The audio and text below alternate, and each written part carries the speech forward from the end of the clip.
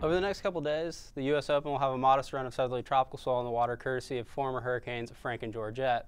Several key factors kept those storms from sending solid waves even though they're fairly strong hurricanes. Georgette was west of Southern California, moving northwesterly when the system intensified, which is generally bad for swell-making business. The system was also very small, and even as a Category 4 storm, hurricane-force winds never extended more than 20 miles from the center. Frank was a hair larger than Georgette and closer to Southern California, which helps the cause, but it was fairly slow to intensify, finally reaching hurricane status on Tuesday. Overall, the main limiting factor for the tropical swell from these two systems is their small size. Consistency should be a little better on Thursday, though overall size looks modest in the 2 to 4 foot range. By Friday afternoon, the tropical swell mix trends down. For the weekend, we'll be watching for a modest new run of south-southwest swell. That new southern hemi-energy will start to creep up on Saturday with surf in the 2 to 3 foot plus range to start the day, while the primary rise in size comes on Sunday with 3 to 4 foot waves to start the day and some larger sets over the afternoon.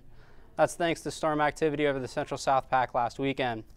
Winds are lightest in the early mornings for the cleanest conditions then, trending onshore through the middle of the day and becoming light to moderate from the west in the afternoons for some bump in texture.